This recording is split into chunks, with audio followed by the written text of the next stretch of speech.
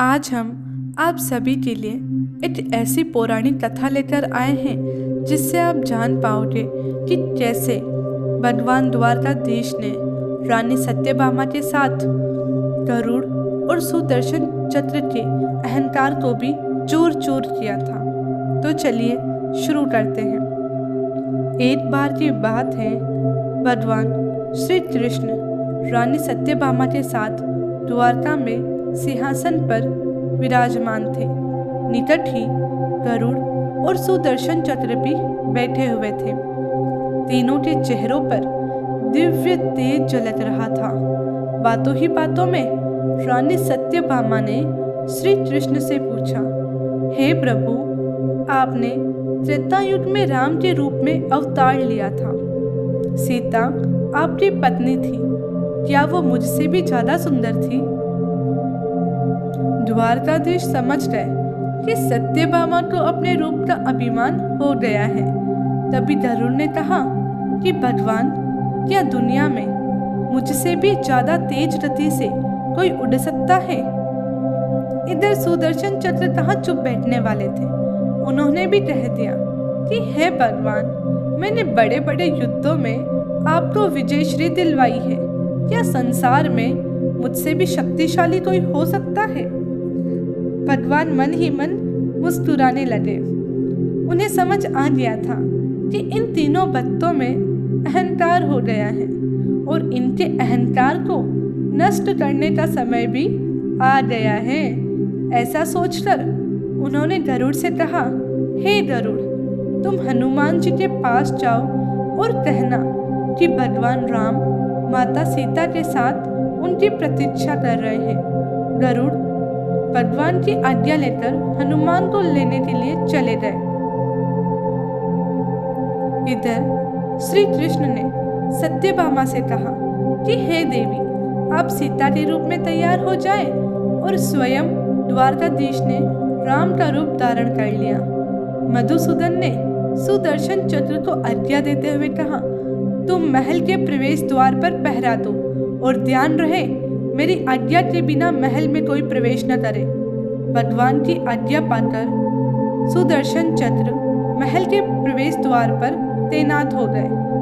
गरुड़ ने हनुमान जी के पास पहुंचकर कहा कि हे वानर श्रेष्ठ, भगवान राम माता सीता के साथ द्वारका में आपसे मिलने के लिए प्रतीक्षा कर रहे हैं। आप मेरे साथ चलिए, मैं आपको अपनी पीठ पर बैठाकर शीघ्र ही वहां ले जाऊंगा। हनुमान जी ने विनय पूर्वक गरुड़ से कहा, आप चलिए, मैं आता हूँ। गरुड़ ने सोचा, पता नहीं यह बुढ़ा वानर कब पहुंचेगा। खैर, मैं भगवान के पास चलता हूँ। यह सोचकर गरुड़ शीघ्रता से द्वारका की ओर चल पड़े। पर यह क्या, महल में पहुंचकर गरुड़ ने देखा कि हनुमान जी तो उनसे पहले ही महल में प्रभु के सामने बैठे हैं। गरुड़ का सिर लज्जा से झुक गया। तभी श्री राम ने हनुमान जी से कहा कि हे पवन पुत्र, तुम बिना आज्ञा के महल में कैसे प्रवेश कर गए? क्या तुम्हें किसी ने प्रवेश द्वार पर रोका नहीं?